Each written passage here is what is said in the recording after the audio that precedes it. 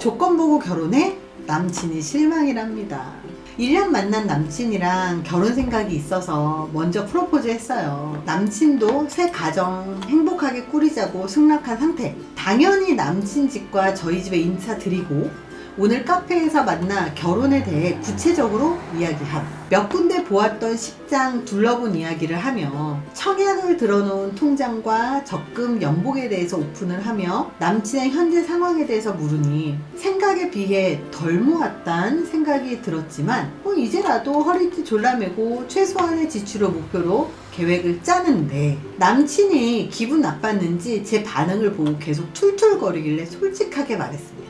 우리가 30 중반인데 1000만 원도 안 모았다길래 솔직히 여태 뭐 했지? 하는 생각이 들긴 했어요. 이렇게 얘기를 했대요. 그렇다고 손 벌리고 결혼할 만큼의 형편 좋은 것도 아니거든요. 애초에 손 벌리지 말고 없으면 없는 대로 우리끼리 하자가 저희 목표였어요. 근데 30 중반에 1000만 원은 좀 심하지 않았나? 우리 결정사에 오는 사람들 30 중반이다. 그럼 보통 2, 3억 정도는 모았던데 최소 다? 남녀 모두 30 중반이야. 그러면 1, 2억에서 많이 모으면 3, 4억 정도는 모았더라고요. 그냥 평균이 연봉에 따라 좀 다르지만 근데 30 중반에 1000만 원이면 이거는 경제관념이 심하게 없는 거잖아. 이거 여자가 쓴 거예요. 남자친구가 1000만 원밖에 못 모았다는 거예요. 그래도 적금은 꾸준히 들었고 현재 쓸 수 있는 돈이 남친의 10배는 있으니 10배면 1억은 있다는 얘기잖아요. 훌륭하네요.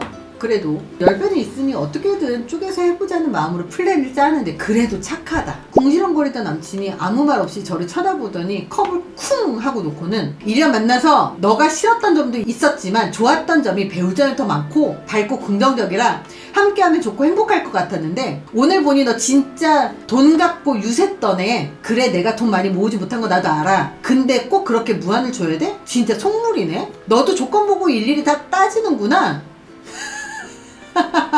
라고 말한 후 자리에서 일어나서 나가버렸어요. 야, 되게 어이가 없다, 그쵸? 이런 걸 가스라이팅이라고 하는 거예요. 그리고 이런 걸 열폭이라고 하는 겁니다.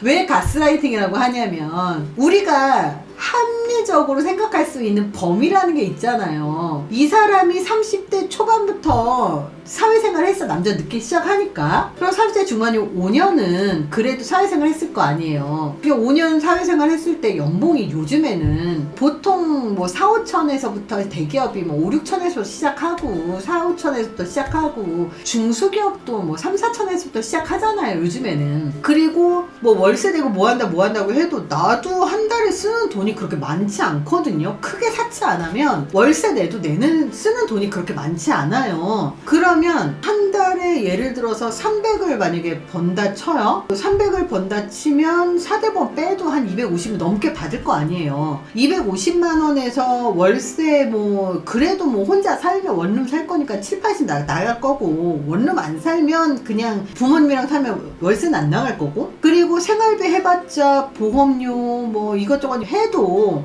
적금으로 최소 100만 원 이상 넣을 수 있잖아요. 한 달에. 그럼 한 달에 100만 원을 넣어서 12개월이면 1200만 원이고 5년이면 6천에서 7천만 원 모아야지 정상이잖아요. 우리 그냥 간단하게 생각을 하면 특별하게 뭐가 없고 근데 요즘에는 학비 대출 많이 하잖아요. 그럼 그래 뭐 학비 대출이 있으니까 그럼 그거 갚았다고 쳐도 그렇게 적금 못 모을 정도 아니에요. 그럼 한 3, 4천 원 모아야 정상이다 라고 생각이 드는데 이거를 우리는 조건이라고 하는 게 아니라 경제관념이라고 해요. 조건, 우리가 흔히 말하는 조건, 특히 결혼정보회사에서 말하는 조건이라는 게 뭐냐면 연봉 얼마 받아? 직업 뭐야? 학교 어디 나왔어? 돈 지금까지 얼마 모았어? 돈 얼마 모았어는 왜 물어보냐면 경제관념을 확인하고 결혼할 준비가 되어 있는지를 확인하는 거거든요. 그래서 실제로 조건이라고 하는 게 뭐 진짜 뭐 30대 중반에 돈 엄청 많고 자산이 많고 절대 그걸 원하는 게 아니에요. 그냥 정말 조건이라고 하는 건 네가 지금까지 어떤 환경에서 살았고 어떻게 노력했고 그리고 지금 어떤 직업을 갖고 있고 그 결과로 어떤 연봉을 받고 있어. 이게 조건이란 말이에요. 그래서 모아놓은 돈은 경제관념이에요, 명확하게. 근데 요 두 가지의 차이를 구분하지 못하고 너 조건 보는구나. 야, 조건 봤으면 너 만났겠니? 그리고 조건 봤으면 1000만 원 모아놓은 거 알면서 결혼 추진하겠니? 한 상상했지만 저도 딱히 무안지거나 한 건 없는 것 같은데 그냥 1,000만 원 모았다길래 뭐지?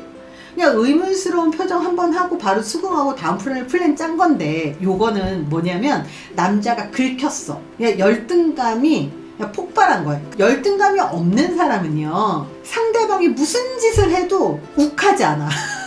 열받지 않아. 상대방이 무슨 짓을 해도 아유 귀엽네 이렇게 할 수 있어요. 근데 이 남자는 지금 긁혔다. 저도 생각하면 생각할수록 좀 황당해서 이대로 끝내려고 연락 안 하고 그대로 집에 와서 잤는데, 폰을 보니 부재중 통화가 10통이나 와 있네요. 왜 10통 와 있는지 알아? 열등감에 긁혀서 욱해서 나갔는데 얘 아니면 자기 결혼 못할 것 같거든.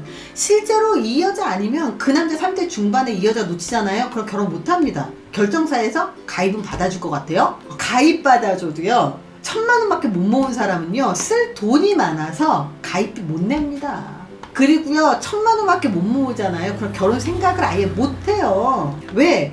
어쨌든 같이 살 집은 그 보증금은 내야 될 거 아니에요. 그 1,000만 원 갖고 결혼할 수 있는 사람은 자만추밖에 없어요. 결정사에서는 적어도 너랑 나랑 돈 같이 모아서 같이 반반 결혼을 하든 보증금을 내든 하자가 기본적으로 깔려 있어요. 다만 깔려 있는 게 남자도 그렇고 여자도 그렇고 경제관념을 본다는 뜻이에요. 실제로 연애하고 결혼을 할 때는 사랑하니까 연애하고 사랑하니까 결혼해요. 그때는 사실 그 경제력의 차이가 크게 중요하진 않아요. 그 대신 서로 오픈하니까 미래 계획을 세우는데 우리가 어떻게 하자, 이게 나올 수가 있는 거죠. 처음에는 이 사람이 뭐 얼마 모았어, 뭐 조건이 어때, 이렇게 처음에는 이게 필터링에 대해서 만날 수는 있어도 일단 사귀고 나면 일반 자만추하고 똑같아요. 그리고 결과적으로 본인이 본인의 삶에서 갖춰놓은 것들이 맞냐 아닌가를 확인을 하는 거고, 그리고 결혼정보회사에서도 결혼 다 추진하다가 마지막에 엎어지는 경우들은 뭐냐면, 거짓말이 발견됐을 때, 처음에 한 말하고 달라졌을 때, 이럴 때 엎어지는 거지, 사실은 이미 조건은 처음에 패스가 되기 때문에 오히려 사랑에 빠지면 그대로 결혼까지 더 빨리 가요. 그래서 이 남자는 이 여자가 아니면 결혼 못한다. 자기 1,000만 원밖에 없는데 어떤 여자가 돈 써야 그 연애 이 다음에 30대 중반에 돈을 써야 여자들도 만나고, 돈 있다는 거 알아야 여자들도 만나지 뭐. 그래서 제가 그렇게 잘못한 건가요? 궁금합니다. 절대 잘못하지 않았고요, 이분. 그쵸? 댓글 한번 보자. 버려질까봐 남자가 선빵 쳤는데 여자가 타격이 없었구나. 그냥 버려요. 돈이 없을 수는 있어. 사람은 각자 사정이 있는 거니까. 근데 30대 중반에 1,000만 원 있다는 사람이 1억 넘게 모은 사람 앞에서 성질 내고 물건 치고 나가버리는, 12살도 할까 말까 하는 짓거리를 하는 건 봐줄 이유가 없습니다. 맞습니다. 돈 없는 남자보다 열등감과 자격지심으로 상대방을 깎아내리며 유세 떤다고 하는 남자랑 결혼하는 거 아닙니다. 저 남자랑 결혼하면 님은 돈도 쓰면서 고맙다는 말 대신 그깟 돈으로 유세 부리지 말라는 말과 함께 돈 없어서 무시하냐는 소리를 평생 들을 거예요. 그러느니 그냥 속물하고 헤어지세요. 저런 자격지심과 열등감은 언어폭력뿐만 아니라 물리적인 폭력으로 나타나기 십상입니다. 이미 남친이 그 전주로 보여줬잖아요. 빠르게 안전이별 추천합니다. 이건 진짜 아님 남자가 기죽기 싫어서 여자 속물 만들고 주도권 잡으려고 개수작 부리는 거예요. 그냥 나는 요거를 주도권 잡는 거라기보단 열등감이라고 봅니다. 여튼 이렇게 댓글도 보면서 보면 참 사람 생각 그렇게 크게 다르지 않아요. 그쵸? 그래서 이렇게 결혼 직전에 이런 식으로 결혼이 엎어져서 30대 중반이 넘어서 결정사를 와요. 다들. 왜 그러나 몰라. 그래 나도 자만추 많이 했지만 참 자만추로 만나기 어려워요. 그래서 어떤 사람들은 그런 얘기를 하는 거예요. 결정사 이혼율이 뭐 70%라면 어디서 그런 말도 안 되는 소리를 듣고 오는지 모르겠는데, 실제로 연구 결과들을 보면 일반 자만추하고 결혼정보회사하고 이혼율은 거의 비슷해요. 그리고 요즘 이혼율은 50% 정도 가까이 됐죠. 그래서 이혼율이 굉장히 높아요. 그 이혼율이 높은 이유는 예전에는 참고 살았었고, 그리고 지금은 참고 살지 않는 것 뿐이에요. 왜냐면 지금 여자 돈 잘 벌잖아요. 그러니까 여자들이 참고 안 사는 것 뿐이고, 그리고 두 번째는 예전에는 참고 살으라고 했고 환경이, 근데 지금 이혼해도 괜찮다는 그런 분위기가 됐고 그래 참지 않는 거예요. 이런 영향들은 있지만 실제로 이혼이라고 하는 게 굉장히 고통스러운 과정을 겪기 때문에 이혼을 하려고 처음부터 결혼하는 사람은 없어요. 그냥 이혼할 만한 그 사건 사연들이 있기 때문에 이혼을 하는 경우들이 훨씬 더 많습니다. 그래서 이제 이혼을 하는 거고, 저희 회사 같은 경우는 이혼을 하게 되는 심리적인 요소가 있단 말이에요. 그거를 가입할 때 심리 진단을 정해오는 전원 받아요. 그래서 정서 안정성 체크를 하고 그리고 나서 가입을 받거든요. 그래서 바로 이것들이 결혼을 하고 이혼을 예측할 수 있는 되게 중요한 것들이, 물론 조건이기도 하지만 실제로는 그 사람의 이 정서 쪽과 그리고 공감 능력이나 커뮤니케이션의 능력이나 대화의 능력들이거든요. 갈등 관리 능력. 근데 이 갈등 관리 능력조차도 사실은 정서 안정성에서 기인을 한다. 그래서 저희는 정서 안정성 체크를 하고요. 그리고 가장 중요하게 보는 게 사실은 남자들이든 여자들이든 이 폭력성 되게 중요하게 봐요. 사실은 우리가 쓰는 그 심리 진단 도구의 몇 개의 요인만 딱 보면요, 폭력성 바로 확인이 돼요. 그래서 폭력성 검증하고 합니다. 그래서 저희 회사에 요것 때문에 가입하려고 오시는 분들도 되게 많더라고요. 요즘에 이런 전화 되게 많이 들었어. 제가 친구가요, 너무 괜찮은 사람인데요, 이런 조건 갖고 있는데 이 친구가 결혼을 해야 되는데 제가 대신 알아봐주고 있어요. 이런 전화 진짜 요즘에 많이 오고, 엄마 아빠가 그래도 이혼보다는 행복하게 오래 산 사람 만나야 되지 않겠니, 이러면서 이제 우리 회사 오시고 막 이래요. 근데 거기에 이제 덧붙여서 한 가지를 더 알려드리자면, 자만추 같은 경우는 결혼까지 간다면, 결혼까지 가는 그 기간이 평균 5년이라고 통계 결과에 나왔고요. 그리고 결정사는 1년 4개월에서 1년 6개월이면 결혼까지 간다고 이 결정사 통계에서 나왔어요. 그래서 결혼까지 가는 기간이나 아니면 결혼까지 가는 확률 자체가 사실은 결정사가 압도적으로 높을 수밖에 없어요. 성혼율 어쩌고저쩌고 아무리 그래도 자만추는 결혼 직전까지 가서 깨지거나 1, 2년 사귀다가 연애만 하다 깨지는 확률이 압도적으로 높고 그 와중에 좀 오래 만나면서 결혼까지 생각하는 사람이 결혼해야 되는 시기에 우연히 만났을 때 결혼까지 가는 그 시기에 많아 보이는 착시 현상이 있을 뿐이지, 실제로 자만추 결혼하고 결혼정보회사 결혼을 두 개를 봤을 때 결혼식까지 하지 않고 결혼식 직전에 깨지는 커플이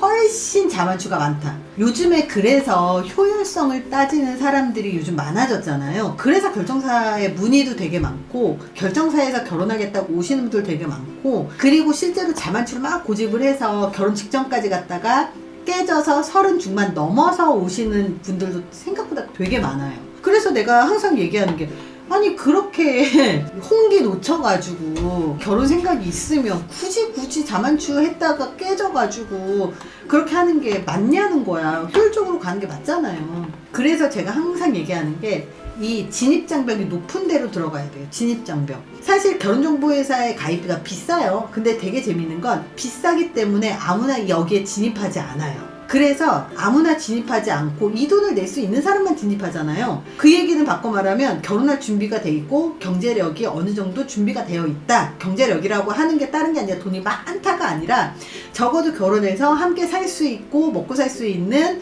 돈은, 월급은 잘 벌고 있다.